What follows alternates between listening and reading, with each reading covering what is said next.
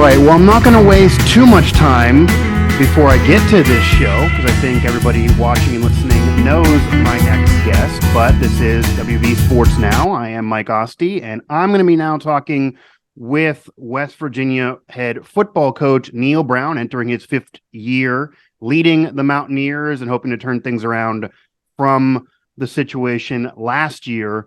So without any further ado, I am now going to bring on Neal Brown. So Neal, first off, I definitely appreciate the time. I appreciate you jumping on with me and our listeners and viewers. I know you don't have to do this right now and aren't doing it with everybody. So I definitely appreciate being included in all that. And before we jump fully in, I'll give you a happy belated Father's Day, since we're not too far removed. I had my first Father's Day of my life this year. So how was that?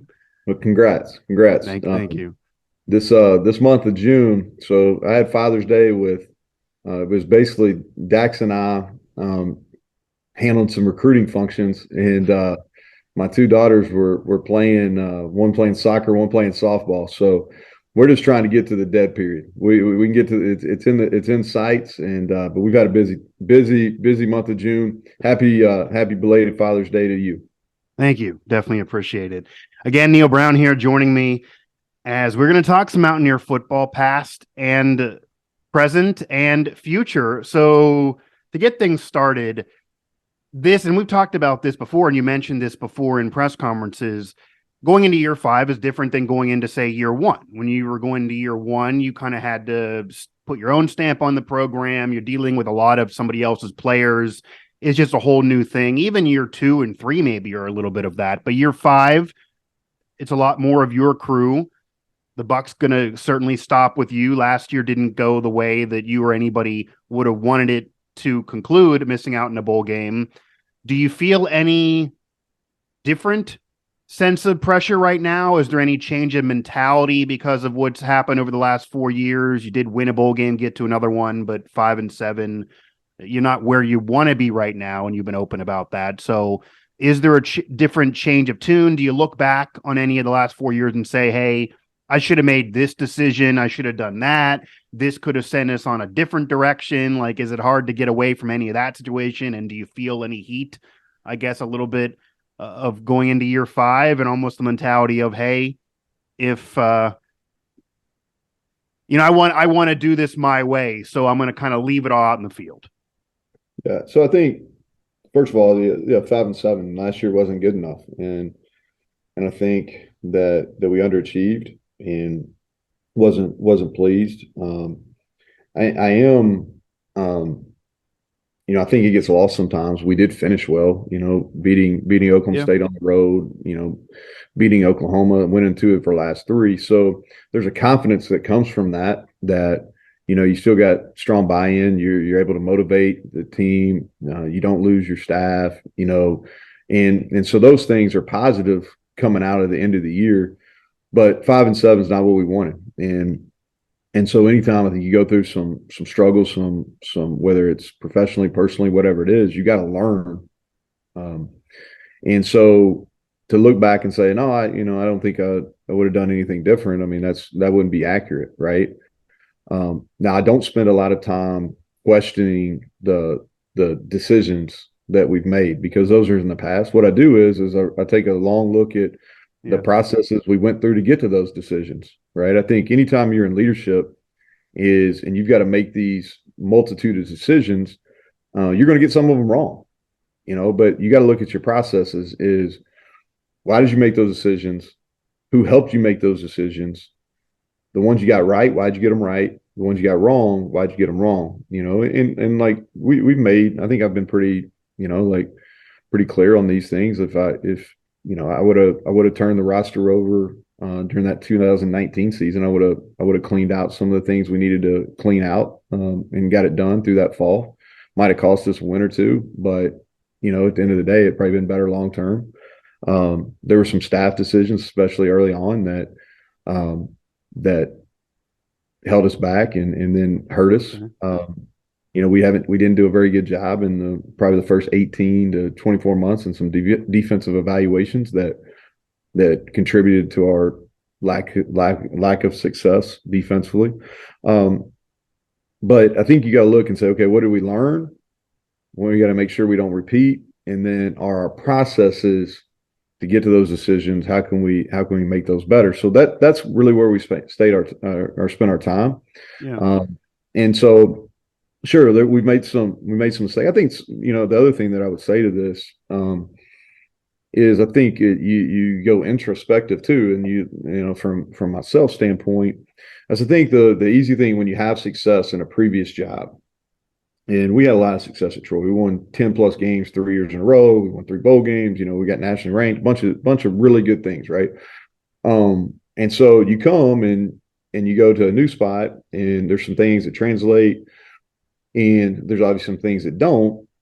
But also, I think where from a leadership standpoint, and one of the mistakes that I made, and I think the leaders make in general a lot of times, is you don't take into effect the different stage of life that you're in. So like when I was head coach at Troy, yeah, it's true. Dax was a baby, a toddler. Ainsley, my middle child, was in very few activities, and she was in early elementary school. My oldest, it was in late elementary school. And so how I did the job and the time that I did the job was a lot different, and it was very similar to when I was a coordinator. And now I'm in a different stage of life. Like when my kids were young, like I could be hands-on and be knee deep in every single aspect. And as you change stages in life, like that's not necessarily possible if you want to continue to be an active participant in your children's lives, if you want to be at their events, right? Because there's more the older they get. Yeah, I'm already feeling that. My daughter's only 11 months. Like what I underestimated is I could perform the job and perform the offense coordinator job, perform the head coaching job in the exact same manner, and continue to be present in all my kids' stuff. And they got busier. There's more things to do. We had all this adversity, and that's where I didn't. And so coming out of it, probably for me individually, is going, okay, like I'm in a totally different stage of life, right? Where my kids are, the activities they're involved in. And so, man, I've got to really lean and have really good people leading the different arms of our program. And I don't need to be involved. I need to focus on what I'm really good at and what's kind of gotten me to this position to this point. And then I need to be really involved with the players. And then the people we have, whether it's Coleman Barnes, Patrick Johnson, Mike Joseph, any of the, like, they can handle the other stuff, and they're going to do a better job than I am anyway. And so that was, probably from a growth perspective, myself, more so than any of the other stuff. Okay, that makes sense. Again, Neal Brown here, head coach of the West Virginia Mountaineers, WV Sports Now, as we are talking about the past, present, future of the WVU football program. Certainly a very, very important season ahead. Now, off of kind of what you were just saying, does that mentality that you now have about almost being, it sounds like being willing to delegate a little bit more and not having to be as much hands-on, but certainly still very much involved, did that in any way influence coaching decisions now for this upcoming season and into the future? And what will that kind of look like? There's a lot of questions that fans are asking us about, and you've talked about this a little bit. Chad Scott becomes offensive coordinator. How much of play calling will he be actually doing in that role? Because it's a newer role for him. You've done it before, but now you're talking about how maybe you need to kind of relinquish a little bit into the future. Yeah. So let's start with this. Is like, our staff comes back in total on defense, and we didn't perform well, but we had performed at a good enough level to win during our first 3 years here. And so, so I felt like our best opportunity defensively to continue was keep that staff together. Okay. Yeah, that's a question too, is why retain the staff. So, okay. Change how, change some things we're doing schematically, simplify overall. But I thought our chemistry was really good. And a lot of the issues we had last year were more personnel oriented. And so I think we've got some of those things corrected. And so I thought that gave us the best path moving forward in a year where we need to win. Yeah. As I thought staying cohesive staff wise over there made the best, was the right decision. Offensively, last year, like until about the last 3 or 4 games, like I was not involved. Okay. Okay. When we changed paths as far as who the quarterbacks were going to be that we were playing, then we were, because I felt like I wanted to see what the Garrett deserved an opportunity to show what he can do. And I think he showed some flashes. And then Nico moved more into the backup role, and he ended up having to play and played the second half in a game on the road that we wanted at Oklahoma State. But we needed to change who we were, because we were showing the ability to run the football. I really, from about the midpoint on, I knew that we needed to have a quarterback that gave us the ability to run. And so that's when I really got involved.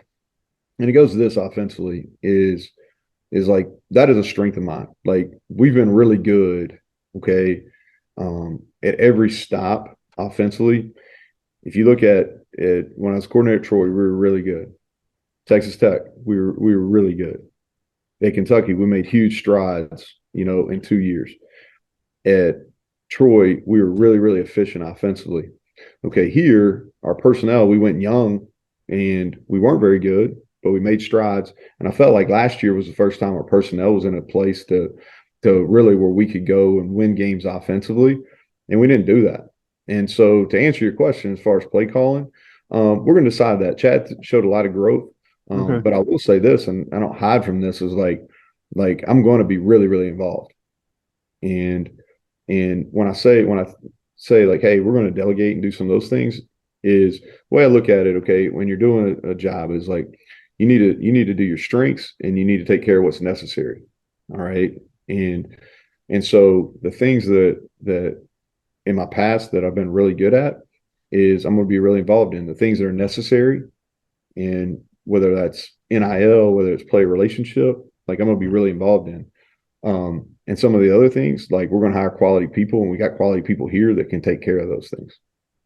Talking with Neal Brown, head coach of the WVU football program, like Asti here, WV Sports Now. Now, this is a question. Actually, we have a fan-fueled podcast that we promote here with WV Sports Now, and they wanted me to ask this. I felt like I got to give them a question. One unique thing about you now going into your 5th year is you're doing it with a different athletic director presiding over the athletic department. That's not always the case for a head coach. A lot of times they're tied to an AD, so usually they're not always continuing on. You are. And we've talked to Wren Baker and had him on this show before. What is your relationship like with Wren Baker now, and how has that changed and developed over time? Because obviously you haven't known him that long, but I'm sure that's changed and developed from when he first got hired to now. And how has that been different than your relationship with Shane Lyons? A little bit seemingly of a closer relationship at that point, more tied to him. And how has he been able to help you with the football program? What's been different? What's been good? Is there anything that's still needing to be worked on? What is the Neal Brown Wren Baker relationship right now? Because if you do continue on as head coach, that's going to be a major big deal, obviously, for the future of the program. Well, obviously, I only can speak on it from my perspective, right? Right, so 100%. You got to get Wren's perspective. But from my perspective, first of all, I really like the guy. Like, I like the person. I think he's the right guy at the right time for West Virginia. He's probably had, he's had to do a lot here in his initial 6-7 months on the job. That's an understatement. Yes. Yeah. I don't think he's still doing work right now. I don't think he anticipated all those things, but I do think he's handled all the situations with class and with grace. I like him. I think he's a really good listener. I think he asks quality questions. I think he's innovative in his thinking. I think that he's really humble as far as he listens to people. He understands when it's not necessarily his strength. I think he's done a great job of getting around the people of West Virginia and relating. He's done a great job as far as networking with key influencers, whether it's board of trustees, whether it's people within the universities, donors. He's had a big presence here. I think he understands the challenges, and he also has some good solutions. And so I really like him. I think he is going to do great things for West Virginia athletics. I think there's going to be some things rocky, like he's going to have to do some things to get us on the path where I think our fan base wants to be. And I'll say this too. I think it's helpful. I was a coordinator at Texas Tech. Tommy Tuberville was the head coach, and there was an athletic director switch. Gerald Myers retired. Kirby Hocutt came in, so I was able to watch that. Okay. Early in my tenure, John Hartwell hired me as the AD at Troy, but then Jeremy McLean took over. So we had a switch in ADs. The guy in my first head coaching job that hired me wasn't there most of the tenure. So I've got some experience in this, right? Shane hired me, Wren came in. So I think building those relationships, I think it helps that Wren and I knew each other. I think it helps that he has some really good connections with people that are really close to me.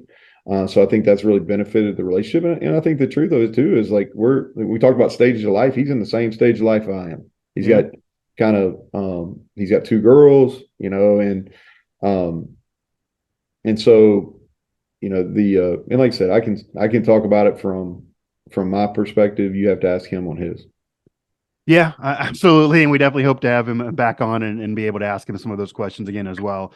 Now, transitioning a little bit off of the past, although kind of, you were able to, one of the new experiences you had last year was experiencing the Backyard Brawl. And that was something that you experienced in Pittsburgh, set an attendance record that, depending on who you ask, may or may not have been broken by Taylor Swift. And this coming season, it's going to be in Morgantown. So that'll be a new experience as well.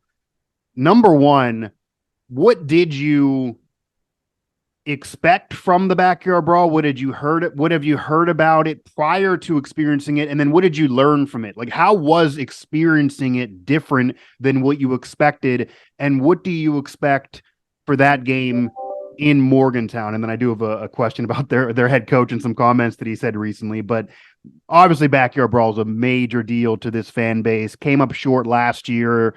Fans feel like that was a winnable game. I'm sure you feel like that was a winnable game too. You have a crack in Morgantown. It's going to even be different there.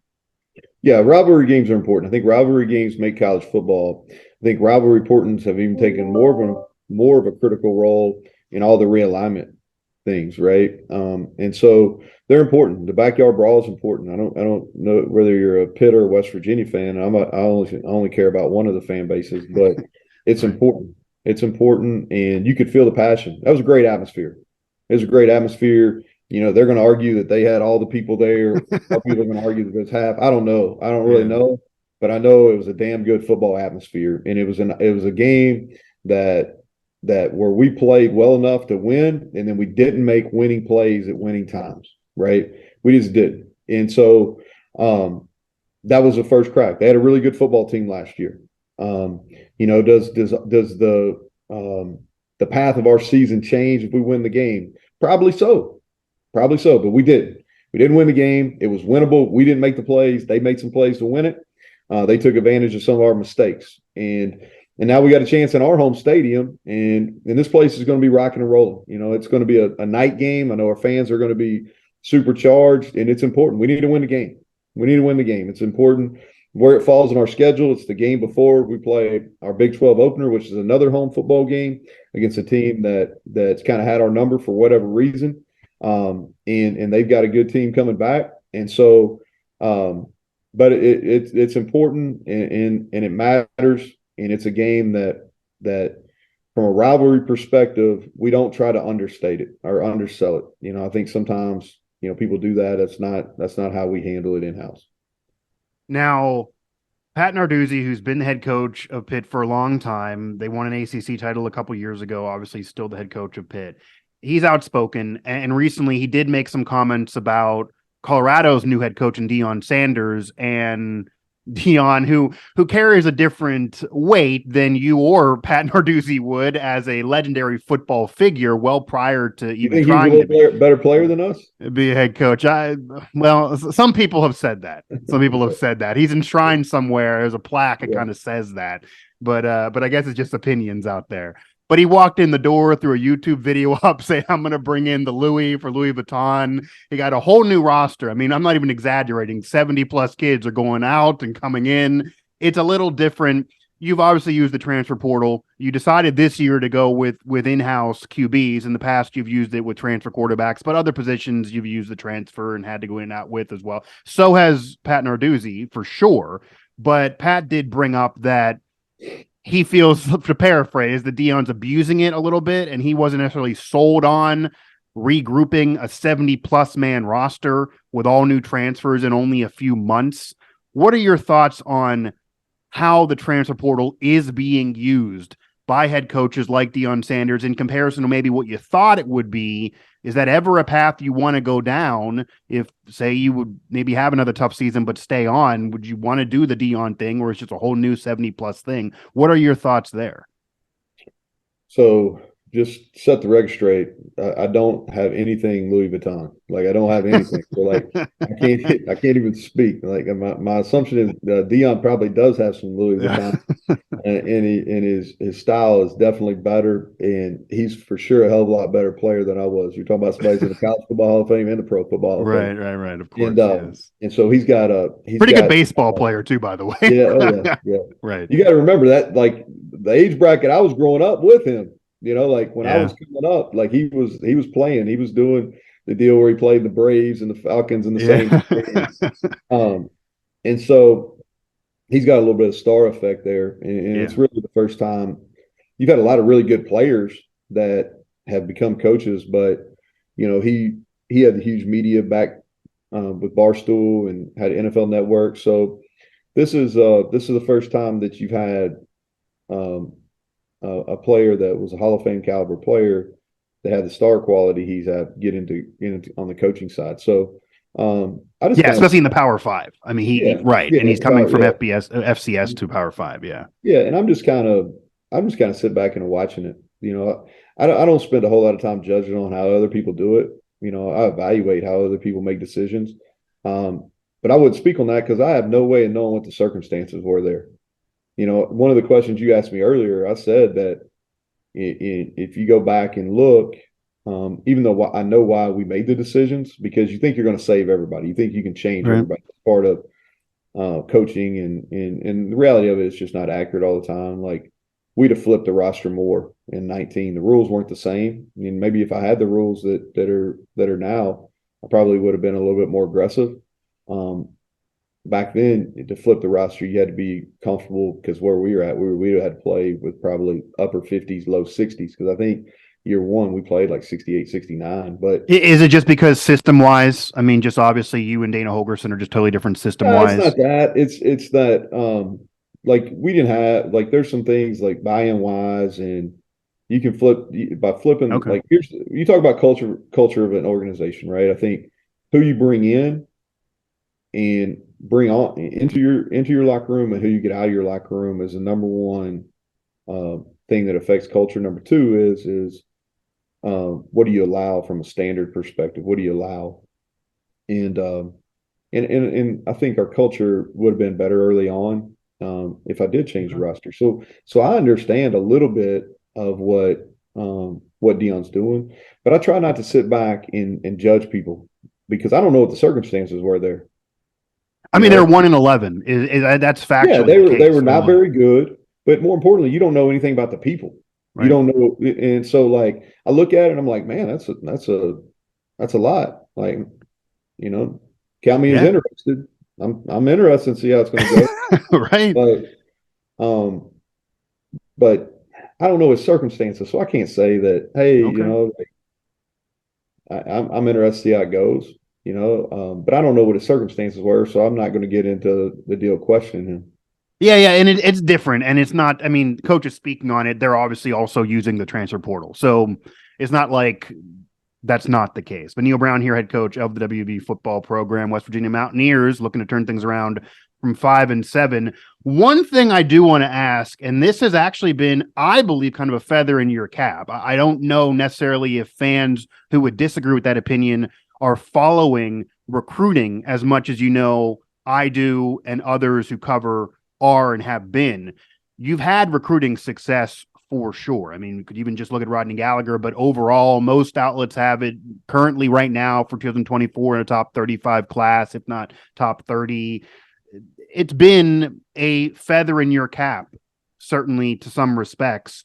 What do you think has led to your recruiting success? How do you sell the program recruiting wise? Because it's also not common, to be fair, Neal, that it's a major program. I know why there's reasons to go to WVU for sure, but to have so much recruiting success while not exactly winning as much as you would want to win. And there's other factors in why kids would go to schools, but you're coming off 5-7 and then again having recruiting success with 4-star kids.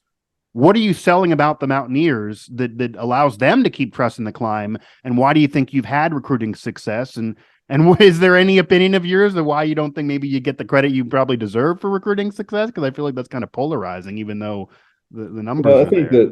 because I think everything with recruiting is immediate, right? And I don't think you can really judge your recruiting classes till 3-4 years down the road. And so, I think that this year coming up is an opportunity to see how, because we've had some success, we've had some retention issues, and like some of our retention issues are due to things that are outside our control.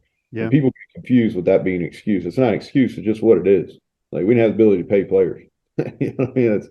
It's pretty cut and dry. And so if you look, really going back to about last March or so, we really haven't, we've lost a couple players, but they haven't been for financial reasons. So our retention rate is much higher, right? So I think that, from a recruiting standpoint, we have recruited better than whatever traditionally that's happened at West Virginia. Okay. Now the proof is going to be results on the field this year and in the following years with the rosters that we brought in, right?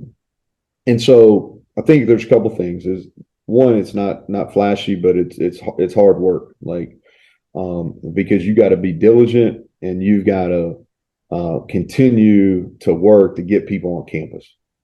And so you got to win before you get them to sign. You got to win on getting them here on unofficial visits. You got to win on getting them for game. You got to win for spring visits. You got to win for official visits. And so a lot of the competing is you're going against school A, B, and C, and you get them here on a junior day rather than B and C. Or you win the official visits. You get them here on the weekend. You want them here, and then school B and C that you're competing against, you don't. So a lot of it goes back, and people don't think about this. It goes back to just hard work and diligence and continuing to stay in contact, and so that's the first thing. Second thing is infrastructure wise that your common fan wouldn't know about or even think about is the infrastructure that we've been able to build that really just is coming to fruition here probably in the last 6 months or so is our facilities. All right, outside of our press box, our facilities are at a point where I wasn't going to criticize the press box. Yeah, and so it's nice. Outside of that, like we can really we're competitive. I'm not saying we have the biggest, but there's none that are nicer. And then we've really invested in technology and things that are about player development. So, if you look at strength conditioning, I think Mike Joseph is at the top of his profession. We have all the recovery and sports science. We have more than a lot of NFL teams. Really athletic training and our relationship with WVU medicine, and we've heavily invested in that. And our athletic trainer is a physical therapist. Nobody talks about that. We've got 2 full-time nutritionists. We've really turned our training table into a strength. We've got a full-time sports psychologist that's here. We've really heavily invested in our scouting aspects and in our evaluations, and we've got some of the infrastructure behind the coaches built up. And so, like, our infrastructure, both bricks and mortar and people from a support aspect that go into building up, is in a good spot. And I think the Country Roads Trust, through the leadership of Ken Kendrick and Oliver Luck and Stephen Ford's doing a good job, that's in a spot where it's a strength now. And so the infrastructure is 2. And then the third thing is we take a kind of a real approach. We're not in here. We don't negative recruit against anybody else. We give them a really good picture of what it's going to be like. How we recruit them is how we coach them. So there's not this big drastic change of they're pampered. They get on campus and we're assholes. It's pretty much, hey, these are our standards. These are our expectations. How I talk to them and sitting on my couch in a recruiting conversation is exactly the way when we have meetings, one-on-one meetings throughout the year. And so I think and our players validate that when they meet with them, and that helps our success as well. Neal Brown here, head coach of the West Virginia Mountaineers. Now going a little bit to this current roster, and you're welcome to break news. I don't with me. I don't know. I doubt you're going to. But in terms of the quarterback competition of Garrett Green and Nico Markiel, they're both top recruits for you. They're both homegrown players. It's different than bringing in transfers. And Garrett's been with the program a while. Nico a little newer to the program. They both have now experience going into this season. So number one, how has that competition been in your eyes? How is that maybe different than you were viewing it coming in? Was there somebody who has an edge? Is there somebody who has an edge now? And then is there any possibility that we could see both quarterbacks play regardless of who starts week one, and that both of them could see significant time? Is that in any way a goal of yours, regardless of winning? And I don't mean like if the season goes off the rails and you have to play somebody, but could there be somewhat of a timeshare even in a winning situation? And how are they different? How would that make the team different? Like, say if Nico becomes your starter, would that be a whole different mindset versus Garrett Green, vice versa? No, what we're doing schematically will fit both of them. Okay. Yeah, and even going to the third in Sean Boyle, like the system is going to be something that's friendly and it's going to play off both of their strengths. Obviously, one of them's right-handed, one of them's left-handed, so there's a little bit difference as far as that's concerned. But as far as like, here's the whole thing is like, I believe in them. Like our staff believes in those two guys. And I would take it a step further and even say that our team, their teammates, believe in those two guys. And I believe in the way that they've been developed, and I think they're ready. And that's what part of it at the end of last year is like, I wanted to have a really good evaluation of Garrett Green at the end of the year. And that's why we made the decision in the first quarter versus Oklahoma. That wasn't just trying to win the Oklahoma game. When we made that decision, that was a decision like we were going to move forward with the future. Okay. And that wasn't anything negative on JT. Like I like JT Daniels. He did everything we asked him to do. It just didn't work. Okay. And you don't feel Garrett Green was ready prior to that to get that question if he out was of the ready, way for we wouldn't fans. have gone to transfer portal a year ago spring. Okay. We wouldn't have done that because if you remember, we easily could have got a kid in December of a year ago, but I wanted to see what we had. Okay. And we just didn't think they were ready. But when Garrett played at the end of the year and then Nico had some success, and like you got to remember, Nico, we basically scrimmaged without tackling with Nico every Sunday and every Tuesday. Okay. And he got a ton of reps. And we do 7-on-7 on Thursday. So as we went through the season, you could see him getting better. You can see him getting better. And so, I wanted to see what we had. And I was confident once we got in December that our best path forward as a program was with one of those two guys. And both of them competing, both of them pushing each other to get better. And there was no flinch in that after the spring. Because again, we could have gone out and gotten a quarterback. But after what we watched in the spring, I was really confident in both of their abilities to go win games on our schedule. And so now the competition carries through the summer and then it goes into fall camp. And it's either going to be really clear. It could be a position where we play both. I'm not going into it closed-minded, but it's not – okay. That's not necessarily what I've got in my head. But if that's the case, that's the case. I really believe one of them will win the job and we'll move forward and we'll find a role for the other one. Is the thought process just about this season too? Because I know it's always in fans' minds and it's hard not to be there that if you have two quarterbacks that you think are starters, eventually you may lose one if you don't play them. Yeah, I mean, you think about that, but you're trying to win games at the you know what I mean? You're trying to make decisions to win games. So not necessarily like that's where it comes into effect is this. Let's say one of our freshmen is in the past, if they weren't necessarily ready in fall camp, you say, okay, hey, we're going to redshirt and we'll pick a couple games to play them on some special teams. Now the mindset is more, hey, let's force feed them and get them ready to play in special teams. So they're getting game action, and maybe by the middle of the year, they can climb themselves into a backup and start playing on offense or defense. So that's where that kind of mindset comes into, but not necessarily on who's going to be the starter and let's make sure we keep him. You're just trying to win football games. Yeah, and it's different with the quarterback position because only one can really be the starter. It's not like you can give him – maybe you could give him a few plays a game, but it's not like, say, if this was a wide receiver or running back here. Neal Brown here, head coach of the Mountaineers. I just got a few more with you, and I definitely, again, do appreciate the time. You did bring in some transfer players. You did bring in Devin Carter. You did bring in some to this team. Cole Taylor, who's one. I love the quote you threw out there that he was open by birth. And I got a feature on our site right now about what success he can have that maybe wasn't the opportunity at LSU. Outside of the guys that people probably know that we've all been covering ad nauseum, are there any players that are new to this team for whatever reason, and it could even be just a freshman recruit, that you think maybe fans should be more aware of or could really be an impact player to this year that maybe you're seeing something in thinking, wow, this guy might be ahead of schedule, like an unsung hero potential?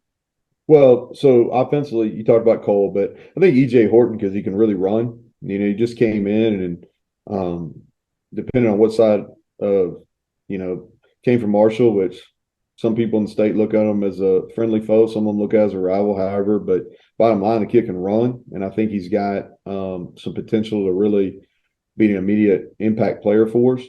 And then defensively, I think Tyron Bradley is a guy that transferred up from Abilene Christian, who was really, really productive, and I think he's able to handle the change in competition levels. High school wise, a guy that really flew under the radar, and we signed him even a day after. We didn't even release him in the press conference initially, I don't think, was Aiden Nelson. And Aiden Nelson is a kid that we've been really impressed with through our strength conditioning through the first 4 weeks and what he's doing in our OTA workouts. Okay. And again, Neal, I know I'm getting the hook here. So just lastly, just want to ask you, because fans really, really are bringing this up and it could be quick. You're going into year 5. You do have a losing record to this point, even though you've done a lot of good on and off the field, certainly off the field, I do think, in terms of the atmosphere, but the wins haven't been there, and this is a results-based business. You talked about the pressure before. Why should fans still trust the climb? I guess simply asking, because as you know, there's a lot of history with this program. They do expect a certain standard. One bowl win in 4 years isn't enough, nor for yourself. So why should fans be still bought in? Why is this coming season in 2023, year 5, going to be different for you in the program? Yeah, so I could give you a really lengthy answer on that, and I could explain to you kind of why we're at and what went right and what went wrong. Right. And the bottom line is it's about moving forward. And I think the most important thing you just asked there is, why should they be excited? And this is how I would answer that, because that's really the here and now about it. Is you as a fan should be excited because some of our top players are West Virginia natives. If you look at Doug Nestor, Zach Frazier, Wyatt Milam, they're homegrown talent. And they're great people, they're great players. Sean Martin, homegrown talent. Not always the case for WVU too. So yeah. And so it's not always the case. Okay. And so some of our best players are West Virginia natives, and they're about all the things that West Virginians want to be about. They're hardworking, they're blue collar, they love the state. This flying WV means the world to them, and they're going to represent you in the right way. The other thing too is why be excited? West Virginia wants to play Pitt. West Virginia wants to play Penn State, and so here we are, and 2 of our first 3 games are against Penn State and against Pitt, and they're nationally relevant games. We play 2 of our first 3 games are going to be on national television, and so my deal with the fan base, they can feel however they want to about me. Like, I'm in a position now where, like, I've had to deal with criticism. I'm not in a point where it really affects me, honestly. Not that I would pick that, but it really doesn't affect me. I'm in a position now where I feel really confident in infrastructure. I feel really confident in what we've built around here. I think we're ready to take the next step. I'm not necessarily looking for approval of why I believe that. But I think that for me personally, is I'm gonna go into this like going, man, we got a lot of pressure. No, I'm going into this and going, man, what an opportunity. We got a chance on a Saturday night on NBC. Then we're gonna go play on ABC, and we got a real chance. I like our football team, and so I look at it as it's a way to go get things done. I don't think we got a whole lot of kind of flying under the radar, and kind of the way I was as a player, the way I grew up, the way kind of been at coaching stops along the way. I like that, and so now we just got to go out and prove people wrong. But as far as our people being excited, is why wouldn't they? Why wouldn't you want to pull for your homegrown talent? Why wouldn't you want to go and be able to cheer on the Mountaineers versus Penn State and Pitt? And we need them. And so that's how I would answer that. That's fair. All right, Neal, I definitely appreciate the time. I know you got a meeting to go to and a lot of work, but right now, even in the off season before you get into to camp again. So, Neal Brown, I definitely appreciate the time. Okay, thanks, Mike. Appreciate Absolutely. It. Yep. Again, Neal Brown, head coach of the Mountaineers. Definitely appreciate being included. I know he spoke with some of my colleagues on their shows, or many of them have put up articles about conversations with Neal Brown. Not many have done shows that long and that intensive, I guess. And obviously Tony Creedy and Brad Howe are someone who have. But I tried to mix up some questions there. Definitely tried to get some of your fan questions in. A lot of it was same page, kind of what I was going to ask anyway. Obviously, I wanted to give love to our fan podcast, Country Roads Webcast. I wanted to give them their question in about Wren Baker, which made sense, and I was going to ask anyway. And this isn't going to be a 3-hour show. I wasn't going to be offered a 3-hour show. There's a lot more I could ask. I could have pushed back on some things, of course, but that wouldn't have worked for this format with the time I had. I wanted to get his answers and kind of give him the mic, which I know it's hard for me. I definitely like to talk, but I wanted to try to get you to hear him as much as you could. So hopefully I was able to deliver that for you in more of a question and answer type of format than maybe these shows normally are. But, little more laid back than just the press conference where I get 1 or 2 questions in, even if I'm aggressive. This gave me to, 5 or 6, I guess. And hopefully we do more of these with Neal Brown. Hopefully get Wren Baker back on this show. Obviously, when we talked to Wren before, he was just taking the job, didn't know Neal as well in terms of working with him, even if they knew each other from connections before. So hearing from Neal, it's not like he's reinventing the wheel there. He didn't break the news on who was going to be the starting quarterback that maybe I was hoping he would. Obviously knew he wasn't going to. It's interesting to me and kind of what he said. It does sound like maybe there's an opportunity for both to play. He's certainly aware of the situation that say, for my money, I think Garrett Green's going to start with the experience edge, but Nico is a top recruit. So if you never play him, you're looking at 3 years next year of never playing him besides, the end of last season. Obviously, he'll likely transfer out. Neal's aware of that, so I wouldn't be shocked if he gets in there. Without saying that's going to happen, I certainly would imagine that will happen. Prior to the end of the season in week 8 or 9, when it's already probably where it's going to be positive or negative, I would imagine you're seeing some of Nico, unless Garrett's rolling, and maybe not, or maybe vice versa. I'd imagine Nico's a starter because he really wows you. I'd imagine Garrett's going to get some time too, just out of respect for the kid. He's been there a while, but we also got it definitive because he danced around it at press conferences, and I understand why Garrett Green wasn't ready. We've been saying in the media who watched him at practice, I think he honestly hasn't even denied it himself. He probably knows that too. That's why Jared Dagey started his last season. That's why they brought in JT Daniels last year. They're now going to do the homegrown thing. The transfers thing didn't work out. But at that time, Garrett Green was not ready. So if Garrett Green goes out guns blazing and beats Pitt, beats Penn State somehow to start the season, they go into conference play, they're lighting the world on fire, and it's the Garrett Green show, and he becomes the QB that Pat White said, oh, this is the blueprint, or Rasheed Marshall, former co-host of All Three Phases here with us, WV Sports now, who's now with the program.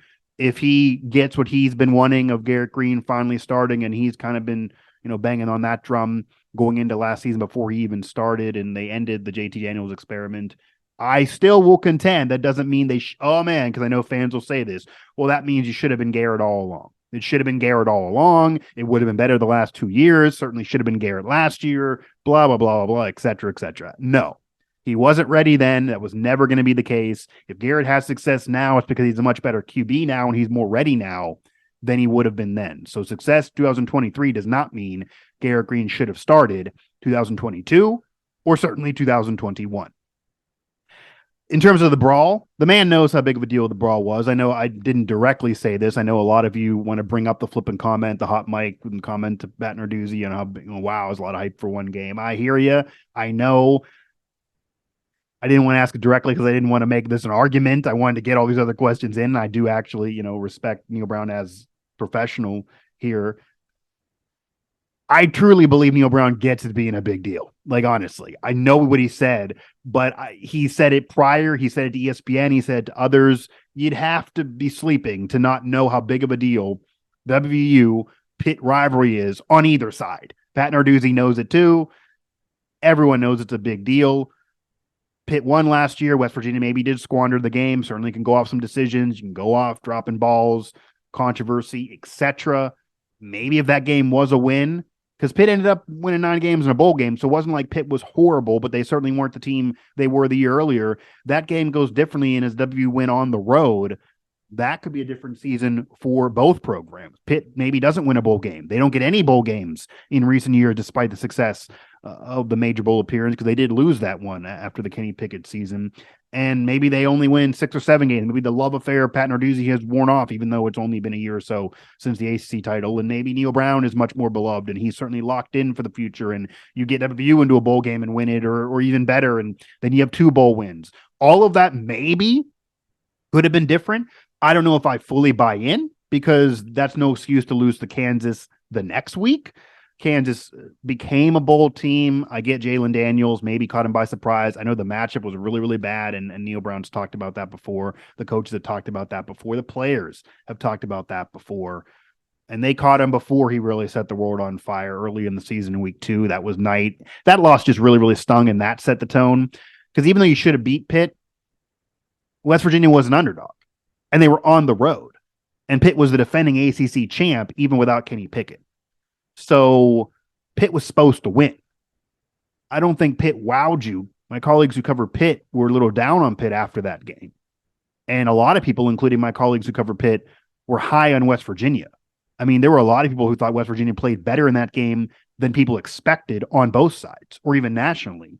And then that opinion of West Virginia maybe being better than what people thought obviously washed away when you lose to Kansas, and then the season kind of went down the drain from there. And there certainly were bad losses, and even games maybe okay losing to Texas, but the way you lose and just getting destroyed. And the Texas Tech game, that was obviously the end of the JT experiment with the 3 picks. All of that felt really, really bad. But maybe if you beat Pitt, it allows you to get up for Kansas. You at least win it, because if they won it, even if it was overtime and looked bad, that might have been different too. Just crawling out of there with a win could have been a big deal. That's no excuse, though. I don't buy in that if you because of the down attitude, I guess, from losing to Pitt, that trickled in. Neal kind of alluded to that a little bit.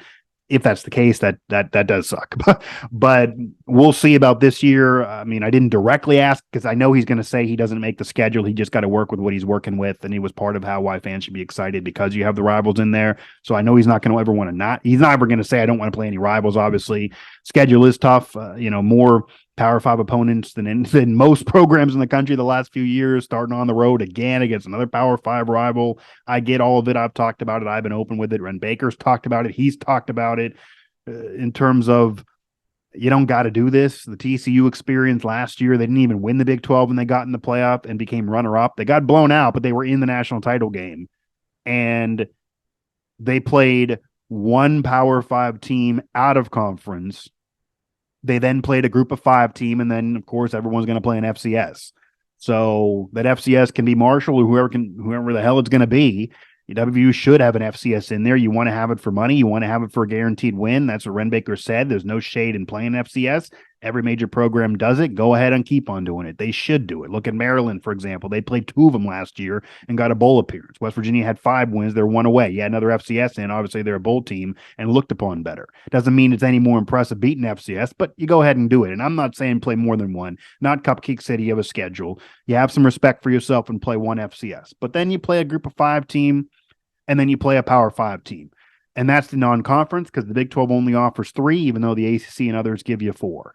So if you want to have an ACC type of schedule and you somehow can get 4 non-conference, and that's somehow the future that I don't obviously envision and isn't the case, then okay, then you play these 2 rivals and add in, 1 group of 5, 1 FCS, or 2 group of 5, or whatever it's going to be.